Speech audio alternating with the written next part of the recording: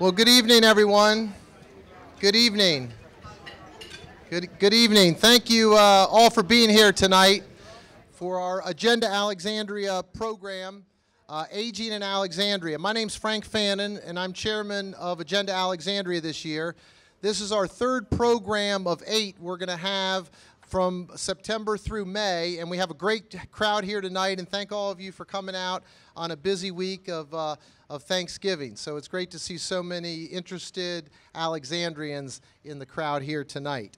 Agenda Alexandria has been around for about 22 years, and we have a great following in this community, and we also have great sponsors that help keep all these meetings moving forward. I'd like to take a quick minute to thank some of our sponsors here. And you can hold your applause to the end. I'd appreciate that. Simpson Development, LaWanda Swope with Sotheby's Real Estate, Honest Air, Heating and Air Condition, FMK Financial Literacy, SunTrust Bank, Gant and Fran Redmond, On Nguyen with State Farm Insurance, and Networking and Engineering Technologies Incorporated. We also have some in-kind sponsors that are very important to our organization, like the T.C. Williams Broadcast Club that's here tonight broadcasting this. Yep, you can hear it for them. All right, thank you.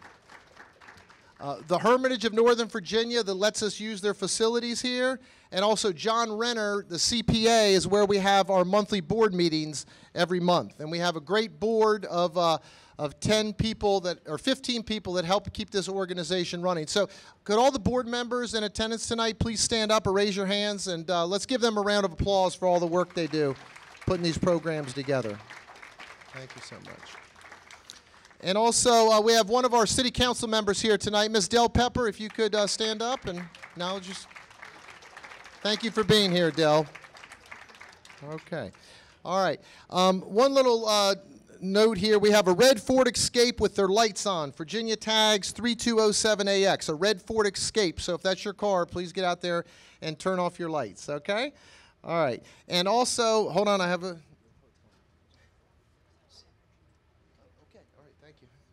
Okay. Synergy Home Care is another one of our sponsors. So let's hear it for Synergy Home Care. Thank you so much. Wonderful. Okay. Now, at this point in time, we have 2 program chairs for our program tonight, Linda App and Florence King. And I'm going to turn the program now over to Florence King, who will take it from here. Thank you, Florence. Thank you, Frank. Are you guys enjoying your meal tonight? Can you imagine it's like 2.5 days away from Thanksgiving? And we want to actually double applaud Union Street Public House for in-kind and all the good food for tonight, the potatoes and the turkey and the string beans. And I want to just add, because they are in-kind sponsors, we would love for you to support them. And what is happening on December the 11th, mark your calendars, they're having a special, I'll say, book signing about the different restaurants, and they're featured. It's this book right here, Classic Restaurants, if you love to eat. We have Classic Restaurants of Alexandria by Hope Nelson. And on page 56, they highlight Union Street Public House. It's a book launch, but I want to buy this book tonight. It's about $24 because it tells about all of the older restaurants here in Alexandria. So turn to page 56, but mark your calendars. And what I'm going to do right now is just introduce our moderator for this evening. He was the past chair last year of Agenda Alexandria, but his name is Michael Pope. He's on the stage with us. He's a journalist, and he's a journalist still with the Alexandria Gazette, as well as Public Access TV. So we want to give a round of applause for Michael, and he's going to take it from there to introduce our distinguished guest this evening. Thank you, Michael. All right, thank you so much. So we have an amazing panel this evening. Thank you, Florence. Thank you, Frank. We have an amazing panel this evening, and we're going to have an excellent discussion about aging in Alexandria. I'm going to start by introducing our panelists. and then we are going to jump right into our discussion. So I'm going to start with Mary Lee Anderson here, who is the Executive Director of Senior Services of Alexandria. A Pennsylvania native. She has a Bachelor of Arts in French from Dickinson College in Carlisle, Pennsylvania. She worked in international communications for years, then launched a business as a money manager for older adults. She joined Senior Services of Alexandria in 2011 and became an executive director in 2013. Jane King here, raise your hand, Jane King, is chairwoman of At Home in Alexandria, a nonprofit organization that provides practical, social, and emotional support to Alexandria residents over the age of 55. She developed an interest in creating livable communities for aging while working for AARP. She's a former chairwoman of the Alexandria Commission on Aging, where she spearheaded the development and implementation of the Alexandria Strategic Plan for Aging. Then we have, are we missing one of our panelists? Well, Dr. Vivek Sinha is over here, is a medical director for the Silverado Memory Care community, a native of St. Asaph in Wales. So now here in Alexandria we have St. Asaph Street. This guy was born in St. Asaph over across the pond, where his family immigrated to America when he was a child. He attended State University of New York at Stony Brook and worked as a firefighter before earning a doctorate of medicine at Saba University School of Medicine in the Caribbean. In 2014, he opened Bellevue Medical Partners in Old Town Alexandria, a practice that provides house calls for seniors who want to age in place, including, by the way, seniors in this building. He's done house calls here, right here in this building. I think we are missing one of our panelists, so let me bring out my handy iPhone here for the rest of the story. Please talk amongst yourselves while I'm looking up this stuff. Tracey Johnson is Director of Sales at Sunrise Senior Living in Alexandria, a native of Pittsburgh. Johnson moved to Northern Virginia in the early 1990s, first to Alexandria, later to Woodbridge. She has a Bachelor of Arts in Communications from the University of Pittsburgh and a Master of Arts in Human Resource Management from Keller Graduate School of Management. She worked as Director of Admissions at DeVry University Keller Graduate School of Management before working in the senior living industry. So a really excellent panel of people who have all kinds of deep knowledge about this subject matter. So a round of applause for our panelists. All right, now this is a wide-ranging discussion. I want all of our panelists to feel free to jump in at any point and talk about anything you'd like to. I think the good place to start would be the designation of Alexandria as a dementia-friendly city. That's the designation, right? Excuse me, I'm not sorry. Talk about the Jane King. Talk about the designation here and what this means for Alexandria. Alexandria was certified. Well, I'm sorry. Wait, one quick point to the panelists. The best way to work a microphone is to pretend like it's a flashlight, and you want the light to hit the back of your throat. If you hold it up like you're hitting this, it's going to hit the ceiling, and no one's going to hear what you're saying. If you hold it like this, then people will hear what you're saying. Okay, you can hear me now? Yeah. Okay, good. All right. Alexandria was designated or certified as the dementia-friendly Alexandria in May, certified by Dementia Friendly America, which oversees the development of communities that are seeking dementia-friendly status. What this indicates for Alexandria is that a team of volunteers who are very interested in this activity called the Action Team, which is a collaboration between Goodwin House Alexandria and the Alexandria Commission on Aging.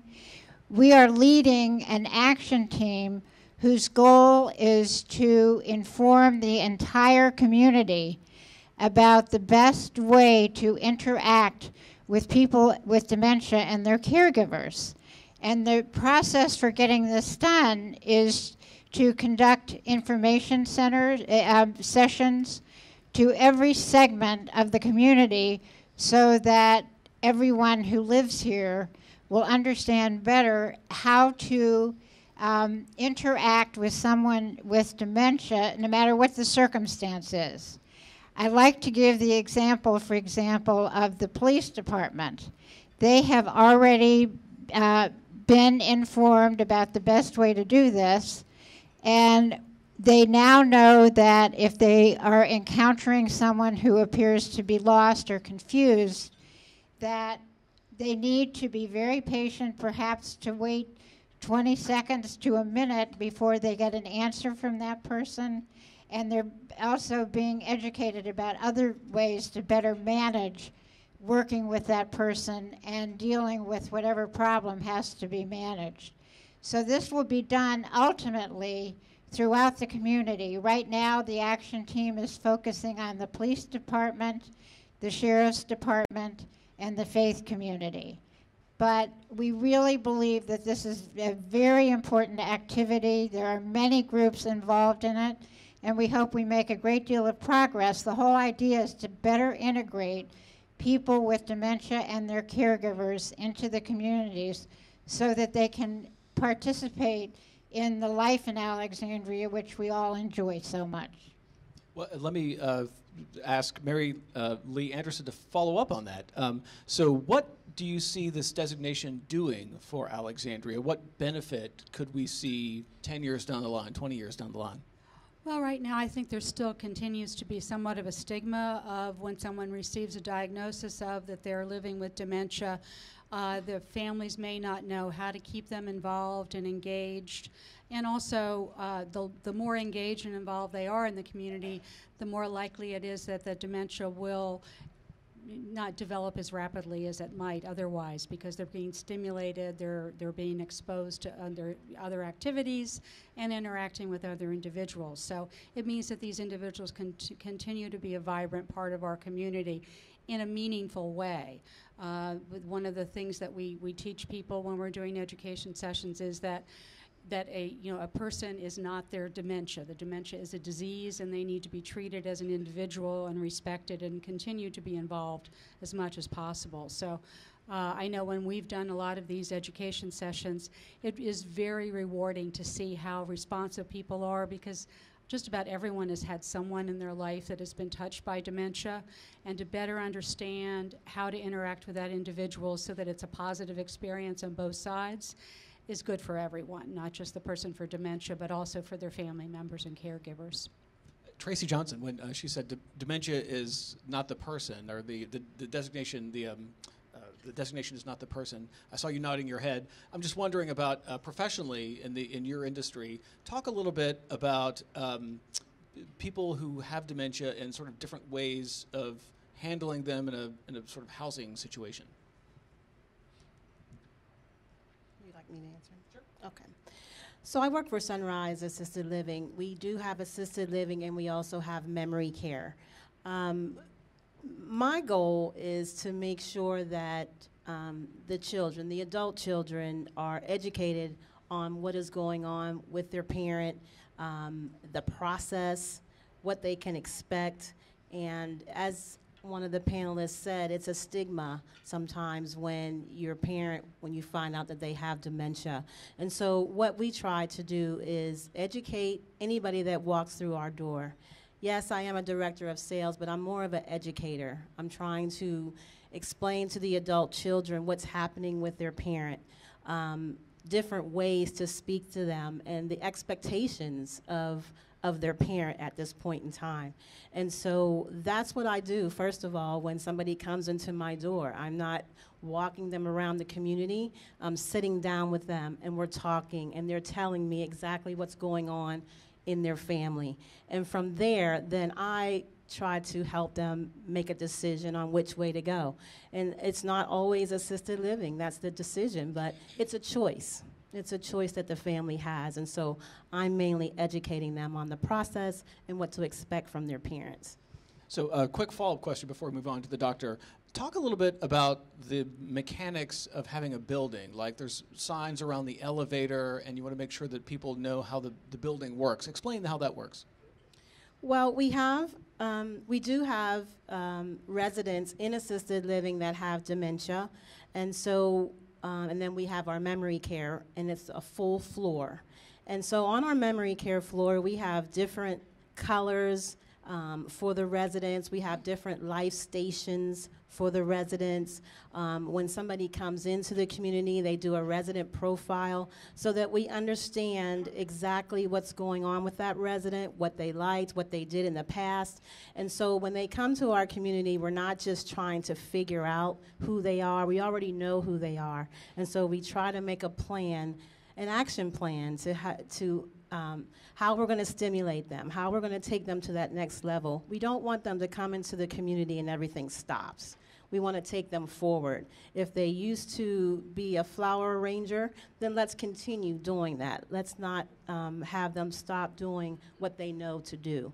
So we want to know them so that we can continue and have them thrive. We don't just have our residents just sitting. We engage them in singing, in music, in artistry. They do art. You know, they may not have ever done art before, but when they come in, they'll try to do art.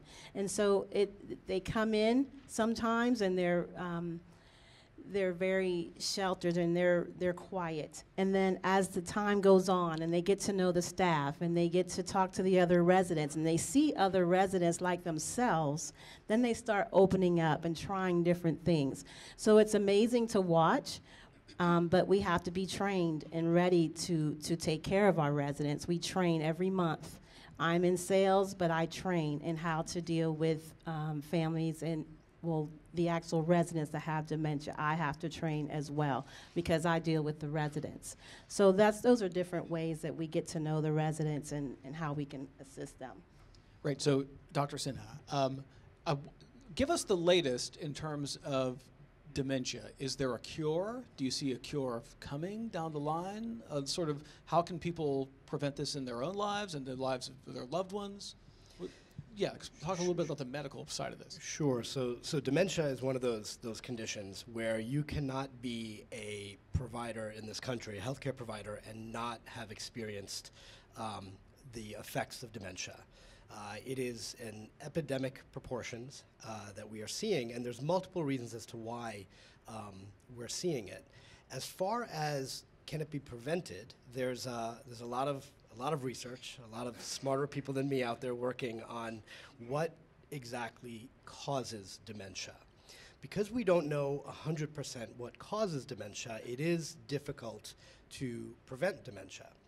We do know that there are many different types of dementia. I know people, when I talk to patients and family members, they equate dementia to Alzheimer's. And Alzheimer's dementia is a type of dementia, but there are other types of dementia as well. Certain dementias can be exacerbated or caused by medical conditions that may not have been taken care of properly throughout their life, such as high blood pressure, strokes, things like that. So there's a lot of research being done about trying to find the cause of dementia. And once we have that, then we'll be able to talk about prevention. Prevention is the best treatment, actually. So there are some treatments that we have for dementia. Because dementia is a very progressive condition, it progresses at different rates for different people. And sometimes it progresses faster, sometimes it progresses slower, depending on what's happening. An early diagnosis of dementia is always helpful. There are certain medications that can be used. Nothing really reverses dementia, unfortunately, but there are some medications, there are some environmental changes that can be done that can slow the progression down. And that's what we know right now. Hopefully we'll know more in the next 5 years. What about strategies, things that people in this room can do? So being healthy, now what that means is basically controlling your blood pressure, knowing that what happens in your body affects the mind, and what happens in the mind affects the body. So we have to look at a holistic approach when it comes to healthcare. We cannot be reactionary in our healthcare, and that's what we are now. That's what my training was very reactionary.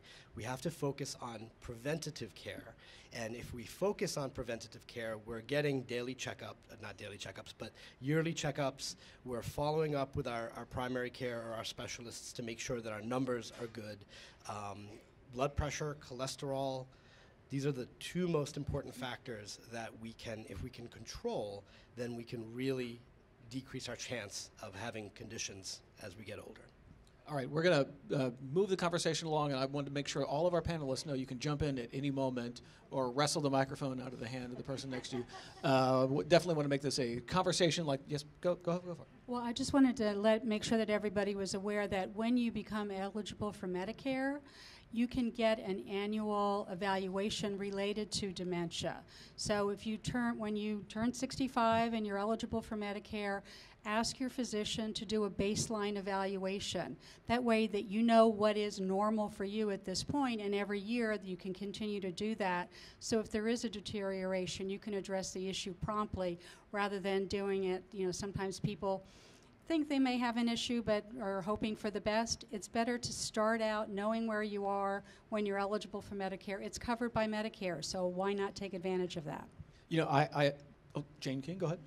Yeah, I just wanted to mention that many of us who are involved in the action team are doing the information sessions. I think I mentioned they're only an hour long. If any of you would be interested, please let Mary Lee or me know.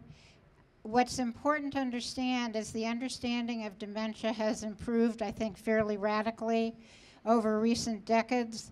I know in my own case, when my mother had dementia, I kept correcting her if she said something that was obviously a misstatement. And now we understand to go with the flow. So there are issues like that that are so important to understand in dealing with someone with dementia. Explain that. Actually, I want to stick by that a second. So what if you're dealing with someone who has dementia or might have dementia, and they say something, patently to be not true? I think a good example of this I know from my own life. So there's a person talking about Franklin Roosevelt being president, right? Clearly, Franklin Roosevelt is not president, but this person thinks that, right? So you don't challenge that? What's the best strategy for that? I wish I were an expert. I am not, but I would think the best strategy would be to go with it for that time being. You do not want to be in a position where you're arguing with the person with dementia. That's what I have learned in comparison to how I dealt with my mother. Actually, the day we launched, somebody came up to me and said, I wish I knew 20 years ago when I was dealing with my father what I know now.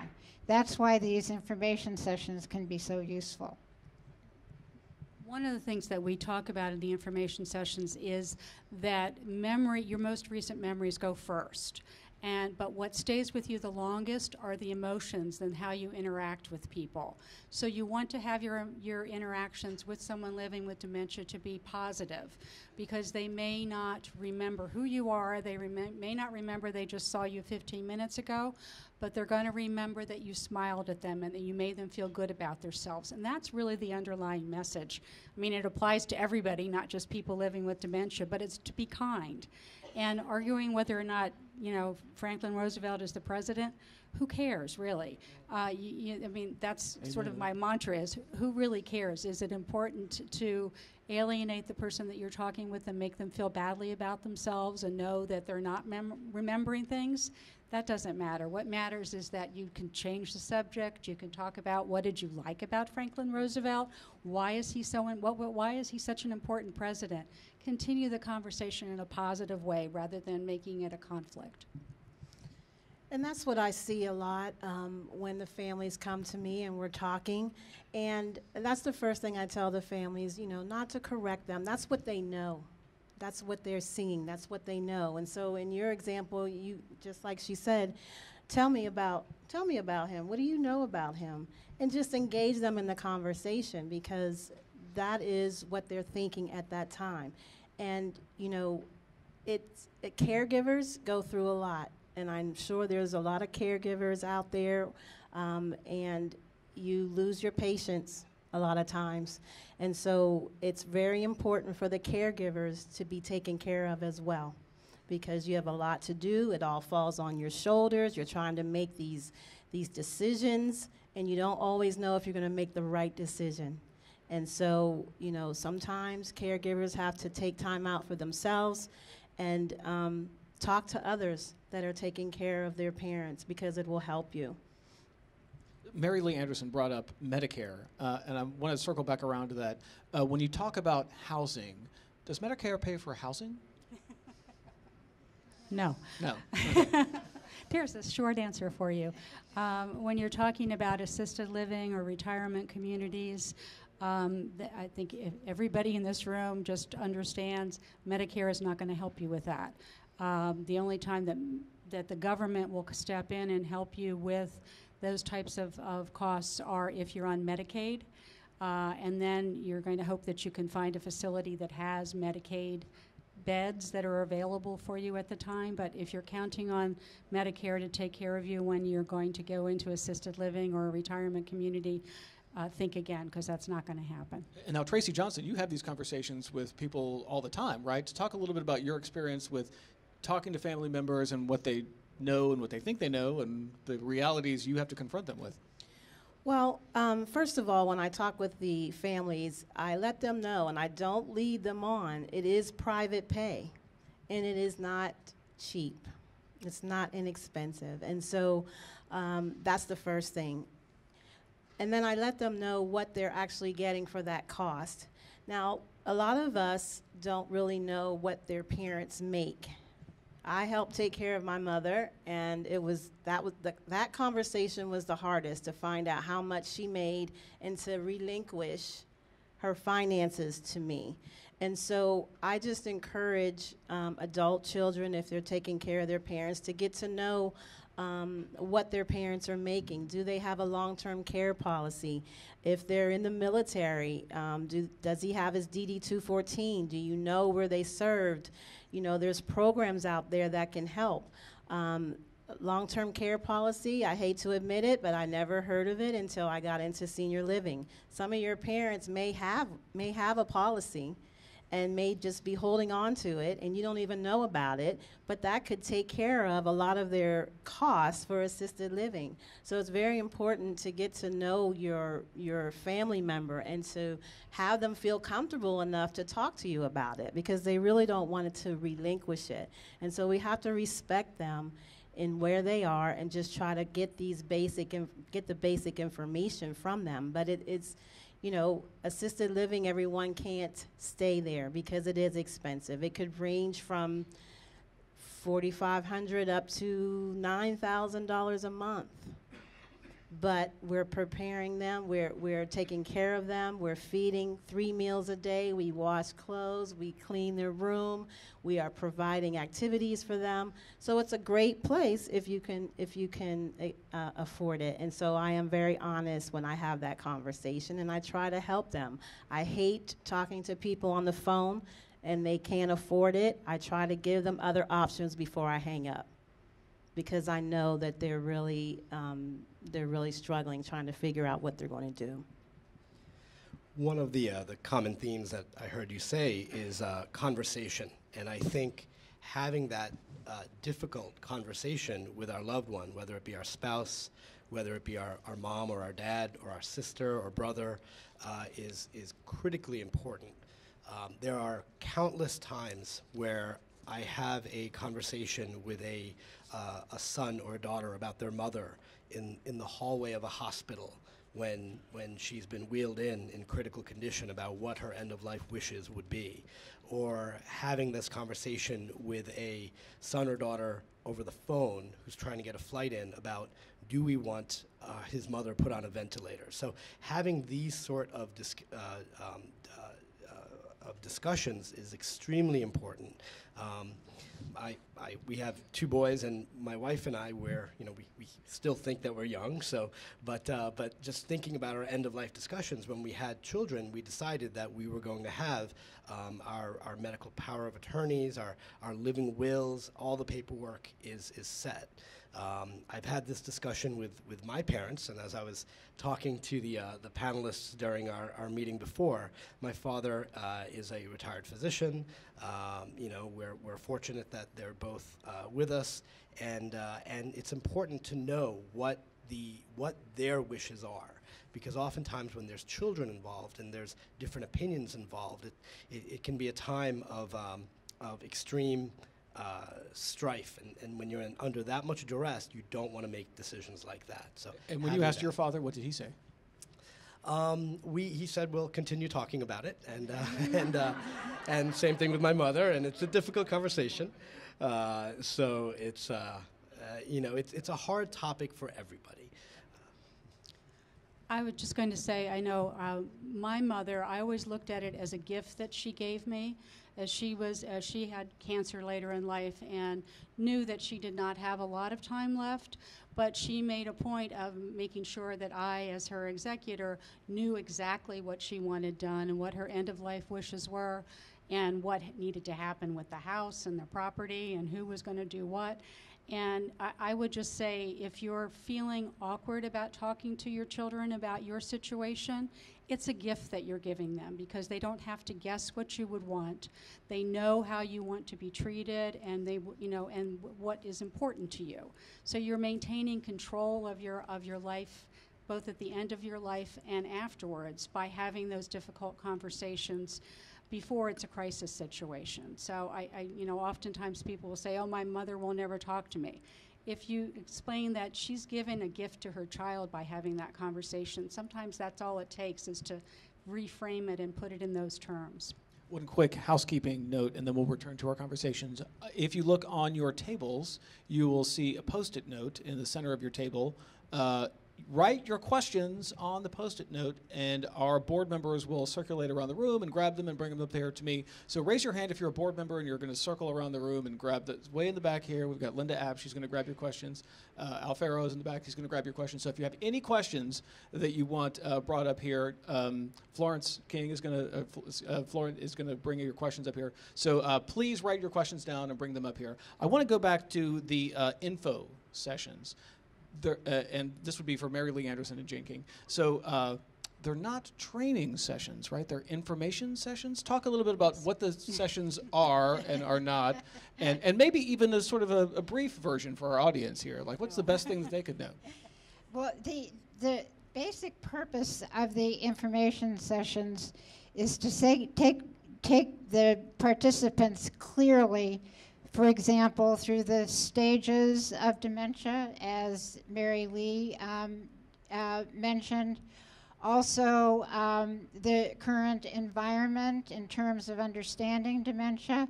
And then a good portion of it is about how to interact with someone who has dementia. And actually a little bit of practice on that score is part of the session. So it's basically, I would say, a how-to deal with someone with dementia in a way that is positive and supportive. They're only an hour long, in some cases condensed to even shorter time period than that. So I would say it's a quick way for a pretty comprehensive grasp of what the situation is. Well, and the other thing to emphasize is that the people that are doing this are volunteers. We are not experts in dementia or Alzheimer's, and we make that very clear at the beginning of the presentation. We're there to talk about these are the areas that you should know about related to dementia. What does dementia look like? What does normal aging look like? So we go through things as basic as if you can't remember where you put your keys, but a few minutes later you think, oh, I came in, I had to put the groceries down, and you can retrace your steps, that's normal. If you can't think of the name of the guy who starred in that movie that you saw last week, but you remember it later on, that's normal. If you open up your freezer and find your keys in there more than once, that's probably a little bit cause for concern. So we talk about just, what you need to worry about, what you don't need to worry about. And then, as Jane said, it's really about how to interact with people who are living with dementia so that they feel cared for and you have a positive interaction with them for as long as that's possible. One of the things I think would be a great idea is if we can reach out to caregivers of persons with dementia, because I think they would find this approach to assisting those with dementia very helpful in their own situations. I know if I were still in the situation of being a caregiver for somebody with dementia, I would be very much more optimistic if I knew this great effort was making to accommodate those who live in the community. And as you know, caregivers have a hard lot. So, of course, some of this is designed to benefit them. And following up on these information sessions, so I know that we can't do like a mini course here for our audience, but what about the two of you? Anything that surprised you personally, having gone through these training sessions and worked with people as they're learning all this stuff? Anything that was surprising or something that would be a valuable piece of information they could take home?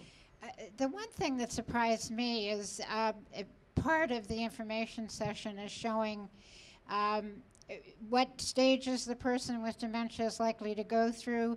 The first is losing executive function, for example, no longer being able to manage a checkbook. The last to be diminished is emotions, and I thought that was so important to understand. In other words, a person, even with a serious level of dementia, can still understand love and support, and I think sometimes that gets lost in our understanding of it. One thing that I had not understood until I went through the champion training was how long it takes someone living with dementia to process information. That was something, my mother-in-law had dementia, and so I was her primary caregiver and thought I really understood a lot about it. But I did not understand that perhaps one of the reasons that people who are living with dementia don't respond when you ask them to do something, or when you say, come on, let's get dressed and go to the grocery store, they don't respond very quickly. They may not answer you at all. They may ignore you. And what I didn't realize is that people living with dementia, it can take as little as 20 seconds or up to a minute for them to process information. So it's so important to break things down into manageable steps. So if you get up in the morning and you say to your loved one, don't say, what would you like to wear today? Say, do you want to wear the blue shirt or the red shirt? Make things simple and bite size, if you will, and take your time and speak slowly and look at them directly in the eyes so that they can better process the information.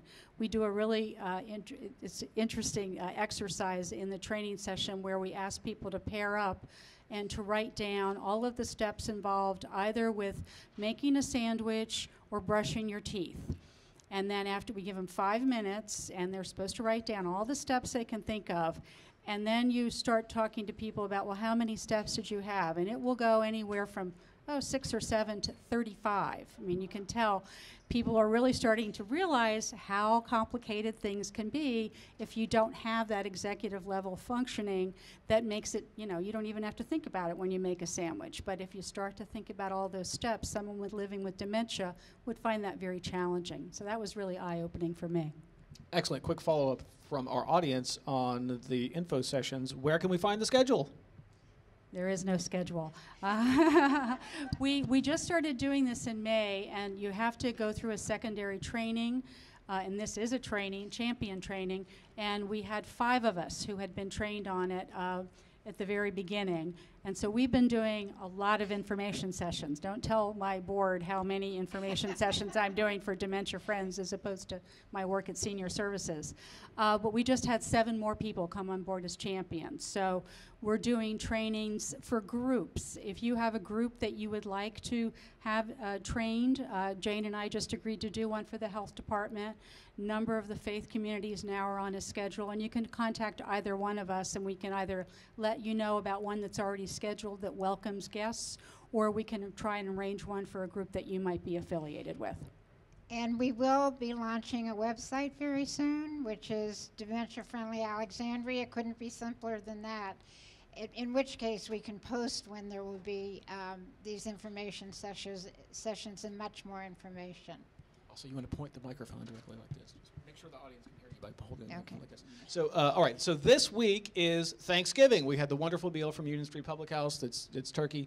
Thanksgiving is a time that you see relatives, and you might see relatives who are aging and might have these difficult conversations that we were talking about. I'm going to open this up to anyone on the panel here who might want to talk about anticipating those conversations this year and what you might want to say, what kind of questions you might want to come armed to the dinner table and or the family event. Well, I would say this is a busy time for us because this is when relatives come home and they see what's going on in the home. So I would just say be very observant to what's going on in the house. Is the house untidy? Are there things going on that maybe it used to be very tidy, but it's now starting to go into hoarding? A lot of papers, a lot of mail. Just being observant. You may not be, there may be questions that you want to ask that you might not get answered, but a lot of those answers you can get from just looking around and seeing the condition of the home. Just looking at them, how they're dressed. Is everything matching? Are they disheveled? How does their hair look? Those are the things that you want to just observe without even asking questions. Yeah, I think it's very easy on the phone when you're speaking to relatives to not grasp exactly what's happening. Dementia and memory loss and decreased cognition is scary. And human nature is that we want to protect ourselves. Human nature is that we want to protect our partner, our spouses. So oftentimes we'll have, especially right around this time of the year, come January, we'll have family members will be calling, excuse me, and saying, we didn't realize that mom and dad or my brother or my sister were this far along. And so it's easy to have a disconnect when you're talking just on the phone. So I agree with everything that you're saying, that being extremely observant is critical, especially when you're seeing family periodically. I just wanted to point out, maybe shifting the conversation a little bit, it's also really important to find out what services and programs are available to you locally almost before you have the conversation, because and we were having this talk with Dell before. Alexandria has a lot of support services for older adults, and a big part of what we do at SSA is try to get that information out to people so that they can take advantages of those programs. We have At Home in Alexandria. We have the work that we do. Our Division of Aging does terrific work and has wonderful social work support. But if you don't reach out to them, you're not going to take advantage of it. So there's resources available on the table over there. You can call us or the Division of Aging. We can give you information about housing options, about programs like Meals on Wheels or home grocery delivery. Division of Aging can send a social worker out to visit with an individual who may be experiencing not necessarily dementia, but just diminished capacity of physically. So inform yourself about what options you have so that if you do need to address them, you're informed before it's a crisis. I can't stress that enough. People need to know what's out there. I would just like to comment as being the older person who must get to the point of talking to my daughter.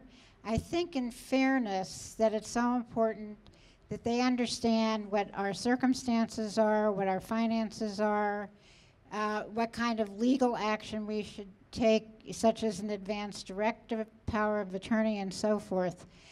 It's going to take time. I actually just said here I am, an aging advocate. I supposedly know how to do all this.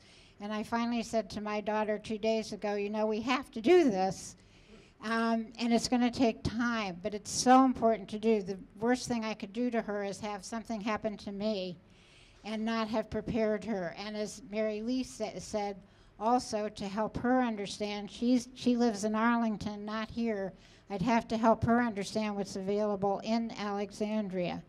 So this is a personal responsibility, I think, and as a true confession, I better get on my own case. And Thanksgiving is the best time to do that, right? Or a key time, a good time, a good time. Maybe not the Thanksgiving dinner table, but at least the weekend. So lots of questions from our audience on dementia. I'm going to ask them to our in-house doctor who's making a house call here to Agenda Alexandria. How early can people be diagnosed? Sort of what's the earliest range of diagnosis? Also, hearing loss. How does hearing loss affect dementia? And then also gender. Is either sex more prone to dementia? So I'll throw all of those at you, doctor. The earliest age, hearing loss, and or gender differences. So my panelists, feel free to jump in if you'd like as well. So there is something called early onset dementia, and we can see patients diagnosed in their 40s with dementia. And if that happens, the prognosis is usually not as good. You know, the biggest question that I'm often asked is this normal aging or is this dementia? And it's not a simple blood test. It's not a simple CAT scan or an MRI. It's a full-on discussion with your physician. It's ruling out other conditions that can mimic dementia, making sure that the thyroid is okay, making sure that somebody's not having mini strokes, making sure that somebody's blood levels are okay. So once we check things that we can fix, that's when we start focusing on could this be dementia. There's multiple diagnostic tests and that we can administer. There's the mini mental state exam. There's several of them, and what they do is they help us determine a person's level of cognition, and they're very good, as I think you had mentioned, to get a baseline. Because if you notice that your score dropped, or if the physician noticed that your score dropped 5 to 6 points in a period of time, then that might be a problem. So there really isn't an exact age that I would say that this is when dementia can start. It can happen, unfortunately, when you're younger, but it's just an important thing to monitor as we get older and as we do our Medicare physical. I think the second question was about hearing. Hearing and also gender differences. So as far as with hearing, we know that all of our senses are extremely important.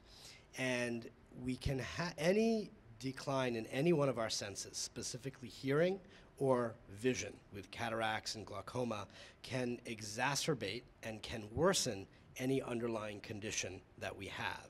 So hearing loss does not cause dementia. But if somebody has a mild level of dementia or a mild cognitive impairment, and if you give them hearing loss, or say they have a lot of cerumen or wax in their ears, or say they need a hearing aid, their symptoms may worsen and it may exacerbate. And once we determine that, once we clean out their ears or once we get them a hearing aid, their symptoms may get better. So I don't know if that answers the question that the person intended to ask, but hearing loss does not lead to dementia. And then as far as the discrepancy between the sexes, male versus female, you know, men don't go to the doctor as often as women do. We have a hard time. I know that I was joking around saying that I need to get my physical done, so I haven't been to the doctor recently. But I don't know the specific breakdown between male and female. All the literature that we've seen has to do more with the age and comorbid conditions. So really, it's anybody is at risk. Anybody else want to jump in on that? Leave it to the doctor. Okay, good. So several questions. And by the way, another housekeeping call. We want your questions. So there's every one of your tables has a post-it note. So write your questions down, and we've got our people. Raise your hand again. Our board members who are going to walk around and get your questions. So please write your questions down and bring them up here. We have several questions here from the audience about what the city can do. One person notes that his or her neighbor might be taxed out of their homes. What, if anything, is the city doing? What can the city do to improve the welfare of low-income elderly who do not suffer from dementia? And And then also, how is Alexandria preparing to handle the escalating care needs for the aging population? So a number of questions here aimed at the city. What is the city doing? What isn't the city doing? What could the city be doing? Well, oh, sorry. The city of Alexandria works hard to accommodate the aging population. We have identified problems. The Commission on Aging has developed an age-friendly plan in an effort to support the city council and our city government in making sure it will meet the needs of a growing aging population. There are problems. I think you probably know what some of them are. We have insufficient affordable housing, very insufficient, like lacking something like 15,000 units of affordable housing. We're also lacking in accessible housing, which the basic definition of that would be housing that somebody who's aging, may have mobility limitations, can still use. That would include wider hallways, for example, a no-step entrance so that somebody in a wheelchair could access the homes. The city council approved the age-friendly plan, certainly understands, and I understand the current city council is very concerned about the lack of affordable housing, but as I mentioned, added on to that is the need for accessible housing. And when you think about Old Town or Del Rey, obviously that housing is not accessible. So what is needed is more housing that people can move into, downsize. What is severely lacking in Alexandria, and I seem to be sticking with housing here, is affordable assisted living. It's very much needed. The Commission on Aging has been working on that for years. What is needed, unfortunately, to get this done is free land, and you can imagine that with the density of the city now, it's hard to come by, but very much needed. Across the board, the city council has been supportive, and for example, in terms of transportation, we have a program of paratransit that accommodates people who have a disability that requires special transportation. Also of great concern is accommodating the needs of our very diverse population. So all of these issues have been accounted for in the plan, which the City Council agreed to unanimously. If any of you are interested in seeing that plan, just go to the website of the Division of Aging and Adult Services and you'll see the plan, and I'll hand this over to Mary Lee because I'm sure she'll add to this. Well, you're talking about what's available now, because obviously there's not enough affordable housing and not enough affordable assisted living, but I'm 65. I don't think there's going to be enough in my lifetime. So what do you do in the meantime? There's two things that are really important. Again, I'm going to keep drumming on this issue, but find out what's available to you from the city. The city offers property tax relief. Find out whether or not you qualify. You might be surprised. It's based on your income level. It's not based on the value of your home or where your home is in town. Take a look at the city website. It's really easy to read to see whether or not you qualify, and it's scaled. So you might not qualify for 100%, but you might qualify for 50%. Take advantage of it. I've had people say to me, oh, I don't want to fill out all those forms. They want all my personal income information. Well, I certainly hope they do, because you want to make sure that the people that need it are getting the program. So take advantage of that. The city also offers help if you need to modify your home. You can get a loan that is paid back basically when you sell your home or when you pass away, if you make significant modifications to your home in order to make it more accessible. Even if you have a rental property, you can get help from the city to have a ramp put into your home or grab bars, and these basic things are so important. We live in an old house in Rosemont, and my husband is not going anywhere no matter what I tell him. So we just decided to take out a home equity loan, and I said, if you're going to make me stay here, We're going to put a new roof on. We're going to get wheelchair accessible doors in the basement. And he's basically on notice that when he goes into a wheelchair, he's living in the basement. So, but you've got to think about stuff like that. You're laughing, but it's true. But my point is that look at where you are right now. Everybody says they want to stay in their own home. For the most part, people want to stay where they are. Think about, are there simple things that you could do so that that is possible? Don't wait until you fall and break an ankle or break a hip and then go, oh my gosh, how am I going to get up those stairs or into the house? Think about, I'm 65 years old. Something's going to go sooner rather than later, so I better be prepared and know what's available, get my house ready, know what services, so that when I do fall and break a hip, I call SSA and I get on Meals on Wheels 24 hours later. Sandy can get you a home grocery delivery and all you pay for is your groceries. There's a lot of stuff out there. Be informed so that when you need it, you can take advantage of it. I would also like to add that the Alexandria Division of Aging and Adult Services offers amazing support to those of us who are aging, and especially important, I think, to all of us is their information and referral service.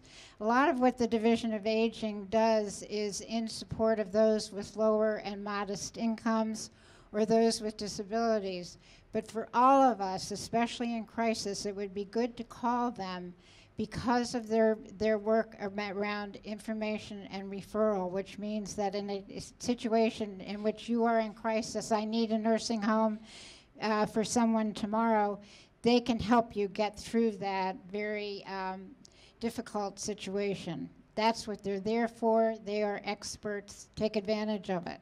And they're terrific partners. We work so closely with Division. And if, again, as Jane says, you can call the Division of Aging and ask to make an appointment with a social worker to come to your home, tell you what you're eligible for, tell you, and not all of their programs are income eligible. Some are, but there are others that are not. Certainly the DOT paratransit program that you're mentioning, there's no income eligibility related to that. There's no income eligibility related to Meals on Wheels. You can get a taxi anywhere within 5 miles of the city limits for $3 for a one-way trip. You can go to Fairfax County or Arlington for $5. And you just need to be accepted into the program as someone who has a medical disability. And that means that you're using a cane or a walker. It does not mean that you have to be in a wheelchair. So take advantage of these things. I was interested in this conversation you were talking about sort of option A, install the grip bars, install ways for, mobility challenged people to get around versus moving in somewhere. Tracey Johnson, I bet you have these conversations all the time with families, right? I was just going to jump in there. What happens, I guess the point that everybody should take away from this is to be proactive and know what is available, because I get the calls from the different rehab communities that saying that their parent cannot go home now. They've been to the hospital, they've had a fall, they've gone to the hospital, they've gone to rehab, and now rehab is telling them, oh no, you can't go home. It's not safe for you to be home. And so they're not having the time to make all these adjustments to the house. They have to find somewhere for their parent to go right then and there, because they'll say, well, we're going to be releasing them in about a week or 2 days, and then you don't have anywhere for them to go. And then that's when I get the call, and I'm trying to help them. So I do try to help as many people as I can, but it is expensive. Great questions from the audience. We have the smartest audience in Alexandria. I'm going to open this up to anyone who wants to talk about Australia. So Australia has had preventative health care for more than a generation. What is the percentage population who has dementia in U.S. versus Australia? Any thoughts about the Australian system versus the U.S. system? So, okay. I would say So the dementia-friendly movement actually started in the U.K. So if you, they showed a map actually at one of the training sessions that the Alzheimer's Association that you and I went to, that the Chamber sponsored last month. And Alzheimer's and dementia, it's a global situation. So perhaps, as the doctor was saying, it doesn't prevent it. It may delay the progression of it, but I don't think any one country has got a magic bullet that's preventing Alzheimer's or dementia from existing. Okay, well, a question maybe that's a little more directed at our panel here, which is At Home in Alexandria. Talk a little bit about the area served by At Home in Alexandria, and also talk about the other regional groups that are similar. Yeah. And the movement, the sort of... Yeah, actually, how many of you are familiar with At Home in Alexandria? Would you raise it? Oh, that's a great response. I have asked audiences sometimes where one person would raise her hand, and that person happened to be a member of At Home in Alexandria. So this is great. So you may understand that At Home in Alexandria is a village, which is part of a movement in this country. There are more in this region than anywhere else in the country. I think there are 70 now in Northern Virginia, D.C., and Maryland. And basically, what the villages do, and in particular At Home in Alexandria, is provide services to people who want to remain in their home but may need some assistance. And the kind of assistance provided would be everything from transportation. For At Home in Alexandria, that is the larger request, but it includes such things as helping with some work that has to be done in the home, yard work, technology, helping after a hospital stay, grocery shopping, all kinds of help. In fact, one person defined it as anything that a volunteer can do for someone who needs assistance because they're older. We also offer a buddy program. That buddies are assigned to someone who is particularly vulnerable, may be frail, or have other issues that make it necessary for someone to have some kind of weekly contact. So the buddy program now is serving about 6 or 7 of our members. We also have associate members. Associate members can participate in any of our social programs that include everything from what we call dine-arounds, in which people meet to enjoy a restaurant together, to many programs. We now have actually 2 book groups, something like 3 different political discussions. And what we offer, I think there's a program almost every day of something that would be of interest to our many members. We have about 225 members now, so we're growing. We tend to serve the eastern part of Alexandria. At some point, we hope to move into the west. We have expanded slowly so that we can make sure that we are able to serve the members who join. Those who are associate members are not entitled to the services such as transportation, technology assistance, and the many other services that are provided. So I know there's a sister group down in Mount Vernon at Home. I've spoken to them a number of times. I get the sense they're maybe more focused on transportation. Talk a little bit about the other groups in the region and maybe how they differ a little bit. I actually think transportation is probably the main request in almost all the villages, because people have to either have to give up driving or need assistance at a doctor's appointment, need assistance at for a doctor's appointment and so forth. Need to get to the grocery store and are no longer driving. There are a variety of reasons. Some people ask for rides because they want to get to a friend's house. We do not limit the reasons that somebody may need a ride. The one thing we do ask is that people make their request as early as possible so we can accommodate it. There are enough requests that we find it necessary to keep recruiting volunteers who are willing to drive. I think the village, there's a saying that goes, if you've seen one village, you've seen one village. we have a staff, which I think early on our founders found necessary to make sure, for example, that those who need transportation will have transportation through a volunteer. Some villages are strictly volunteer, but they would not, I think in most cases, be able to provide transportation. So it literally is true. Each one has its own character. I would say in the metropolitan area, many are similar to ours with some kind of staffing, with transportation being one of the major requests. I think especially in DC and immediate suburbs, social activities seem to be almost more important than the services we provide. I know our founders were shocked because when they created At Home in Alexandria, they thought they were primarily going to provide services and found out early on what is most important is the social engagement enabled through all the programs. And we are finding that is the case. I think I mentioned that I think we have a program nearly every day of the week and find a great enthusiasm for most of them. Follow-up question from the audience. What's the cost?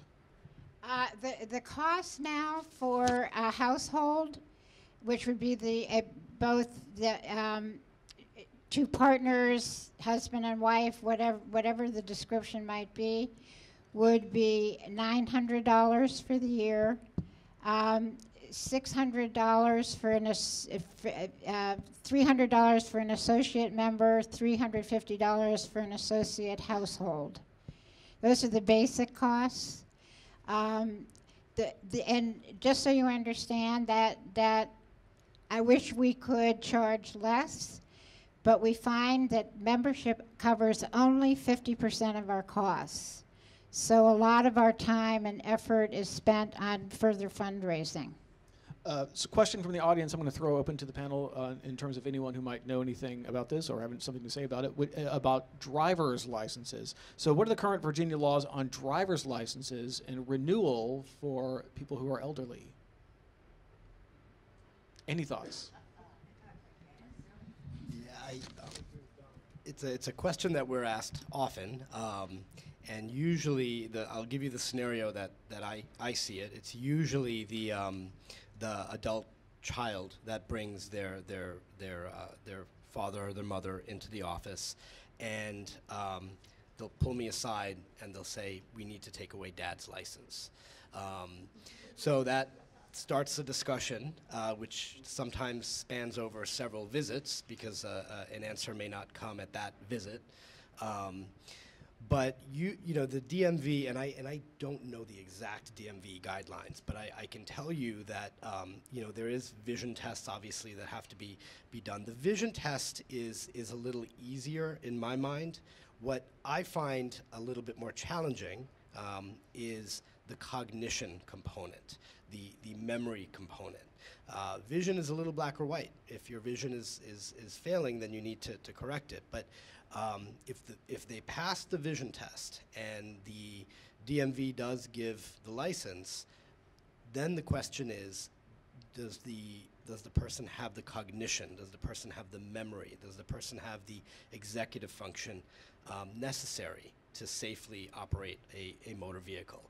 And there's no magic recipe to address it, but I think the scenario that I see is that it's usually somebody other than the driver coming in and saying that, listen, we really need to get the driver's license taken away. I don't know if anybody else has had any experiences or. Well, personal experience, when my mother-in-law moved up here because she had dementia and we needed her to be closer to the family, she had a car that she had been leasing down in Florida, and we obviously did not bring that up with her. And I took her to DMV to get an ID card because she wanted to continue to vote. And we went to the DMV and we'd filled out all the forms, and I was standing at the desk with her, and the attendant said, "Are you sure you don't want a driver's license?" She asked her that 3 times. And, you know, we were so happy because she had agreed that she didn't want the expense of bringing the car up. We all knew that it wasn't safe, but it hadn't been a battle because we had the long distance involved. And here this person from DMV, I wanted to just shake her because she was messing everything up that we had orchestrated. Fortunately, my mother-in-law just looked at her very confused and was like, no, I just want to be able to vote. I don't need to be able to drive. I would say that, again, being in Alexandria is an advantage because it's 15 and a half square miles, and you have a lot of transportation options in this city that make it not so difficult to get around. Not only do you have the traditional ones like basic taxi and Uber and Lyft and the bus system, but you also have DOT paratransit that I mentioned before, the senior taxi program that the Division of Aging offers, and then of course if you're a member of AHA, you have that too. So again, to be informed about all the different ways to get around, we just did a speaker series event last week on travel, and we featured, we had somebody from Dash come to talk about the Dash bus system and how they're making it much more easier to get more and more buses on routes that are frequently traveled, but they also brought a bus so that people could see how comfortable it is, how accessible it is, and really something that if you're an older adult is a really viable travel option. Questions about long-term care. I'm going to throw to Tracey Johnson here. What are the key features to look for in your long-term care policy? Also, any insurance carriers in a not-for-profit mode as compared to for-profit long-term care? And then a related question, how much nursing home care does Medicare cover? I can answer a part of that. As far as the long-term care policies, I don't try to be an expert, but I do encourage the families to not have their family member try to be independent. There's 3 things. They want to make sure that you actually need the help. So if you have your family member saying that I can do all of these things, then they're not going to give you the insurance. You're not going to be eligible for it. So that's what I always tell the families. Please make sure that there's 2 or 3 things that your person needs help with, or else they're not going to give it to you. And so I don't read the policy. I just tell them to ask a lot of questions. A lot of times it's not, you're not able to take advantage of it until 90 days. So if you're expecting that money the day that they walk through the door, most times you have to wait 90 days. They do assess your family member. You know, so there's a lot of different things that go on before you're able to get that money. But the biggest thing is don't act like you're independent. They have to see that you need help for this insurance. And I've seen policies, it seems like if a person is 85 on up, they've gotten very great policies, and it's to the end of life. But there are different policies where it's only good for 3 years or only good for 5 years. So you really have to read your policy and get help with it. Medicare and nursing homes. In general, Medicare does not cover nursing homes. There are occasions when if someone needs skilled nursing care, it may cover it for a few days. I think 20 days, but that's the limitation. What does cover nursing homes is Medicaid, but that is for people of low income. In some cases, very low income, yes. Especially in Virginia, qualification for Medicaid in Virginia, at one point, our standards were the 48th out of the 50 states. Eligibility is so low. Medicaid does cover nursing home care for low income or for those who have spent all their money, all their resources. Medicaid can kick in, and this could be maybe 3 or 4 years after someone enters the nursing home. But it's very important to keep in mind that Medicare does not cover it. It's a good reason for long-term care insurance in many cases. It just does not. And just to piggyback on that, as you had mentioned, the skilled nursing units, we run into this situation quite a bit where we'll have a patient who's either living at home or living at an assisted living facility. Scenario, if they fall and a hip gets broken or surgery needs to be done, they go through their hospitalization. They stay in the hospital for more than 3 days.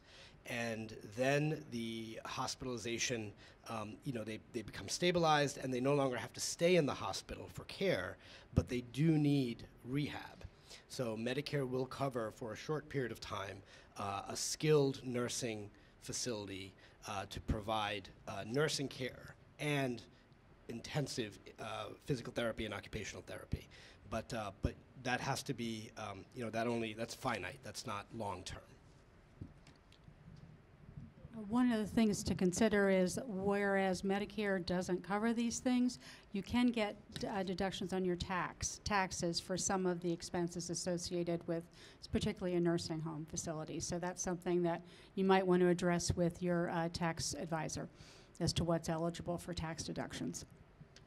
Another round of questions here about Alexandria and what Alexandria can do. I'll throw this open to anyone that wants to talk about it. Some cities, like Boston, have focused on aging resources on self-focused aging clusters or internal communities. Is Alexandria looking at this? Also, does the city of Alexandria have grant programs or loan programs to help low-income property owners make homes more adaptive for aging? Yeah, I think, Alexandria definitely does offer this through the Office of Housing. One program, for example, Mary Lee mentioned some, but there's a program called the RAMP program for ramps, right? So that someone using, rental assistance. But the Office of Housing does have several programs that can be very helpful to those with lower income who cannot afford to pay for this themselves. Great. So sadly, we're coming toward the end of our discussion. Frank Fannin gets mad at me if I go past 8:30, so we're kind of pushing up against that. He is the chairman, so he's running the show. So any last thoughts here from our panel? We'll start with the doctor, move around this way. It's last thoughts you'd like to leave the audience with, or maybe things that you want to make sure that they walk out of this room knowing that they might not know when they came here. Sure, thank you. So if there's one thing that I would encourage everybody to do if they haven't already is to have an open dialogue with your family, with your loved ones. Oftentimes fear will prevent us from talking and raising issues. At some point, those issues will be raised. And whether or not it's by choice, they'll be raised. And oftentimes, you may not be in a position where you can convey your wishes. So the most heartbreaking scenarios that I've seen often had to do with families that just weren't able to convey the information before something happened. So I would encourage everybody to have that difficult conversation. Well, one thing I wanted to make sure everybody was aware of is that Senior Services of Alexandria does a lot of information and education related activities. We have a monthly speaker series. I mentioned last week we did one on travel. Our January speaker series event is on caregiver support. So we'll be hearing from AARP and Insight Memory Care. We'll also be talking about dementia-friendly Alexandria. Every month we pick a different topic and we bring in local experts to share information. We have a cable TV show that airs on Channel 70 and on YouTube, information corners all over town, and we also have a senior ambassador program. If you live in a community and you want to be someone who really makes sure that your community knows what's going on, you can become an ambassador. We'll train you. It takes 2.5 hours. The Division of Aging and SSA will tell you everything you ever wanted to know or you didn't want to know about services in Alexandria. And then we communicate with you weekly so that you can share that information with your community. And it's been a great way for us to get the word out to people. So we've got a lot of literature. I know we all put literature out over on the table there. Please pick up whatever you like and talk with me, or Marianne runs our ambassador program. Wave your hair, Marianne. We'd love to have more. We have 72 senior ambassadors right now getting the word out to the community. I would just like to mention a couple of things. If any of you are interested in At Home in Alexandria, you can certainly talk to me, but also I would like to make sure you know that Bill Clayton is one of the founders of At Home in Alexandria, a longtime board member, and he can tell you more about it than I told you when I was asked about it, I'm sure. And I would also like to recognize Del Pepper. She has been the champion for improvements on the world of those of us who are aging in Alexandria. I cannot say enough about her. She has supported the Commission on Aging in all of our work in strategic planning around aging, helps us deal with the City Council so that we get positive decisions. That was the case several years ago when the then city manager wanted to cut the budget for some of our programs, and we were extremely worried about it. It looked like it was going to happen. And what did Dell do? But she called a couple of us at 11 o'clock at night and said, you better get going and talk to so-and-so. She has been our champion, works with us morning, noon, and night to make sure that people who are aging in Alexandria get everything that they should. Thank you, Dell. And a very frequent guest to Agenda Alexandria, so thank you for coming to our meetings. Okay, I'd just like to thank everyone for allowing me to be on this panel. Sunrise is here to help our seniors. It's an option. It's not for everyone. And so I'm just asking that people are proactive. If they want to come and tour, a lot of people don't even know the difference between a nursing home and an assisted living. So I just would like anybody that would want more information to just come, check us out, see what it's all about. I'd love to be able to sit down and talk with you so that you're able to talk to others about what's available. Just be proactive. Okay, so I'm going to wrap this up by two things you might want to put on your calendar. The first is December the 11th. There is a new book coming out. Now, At Home in Alexandria has a book club, right?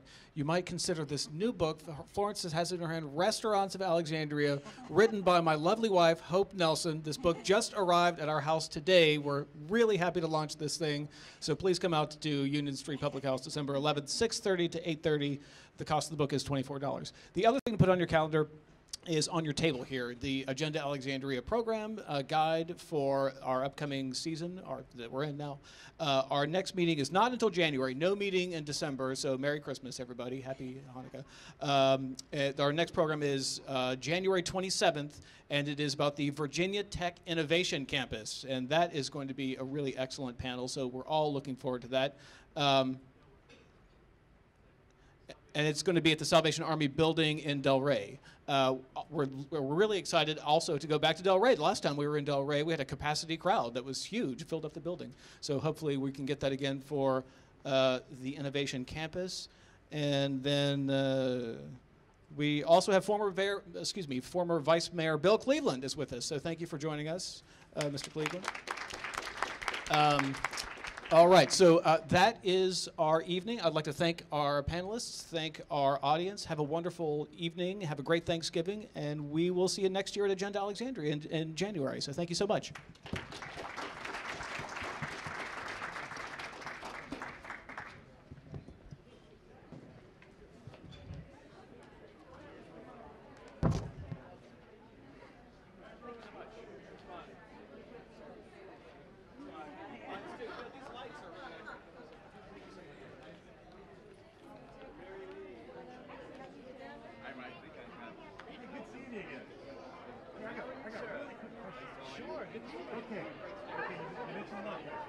Say it again? You mentioned blood. Me, didn't I? Me and you were anything from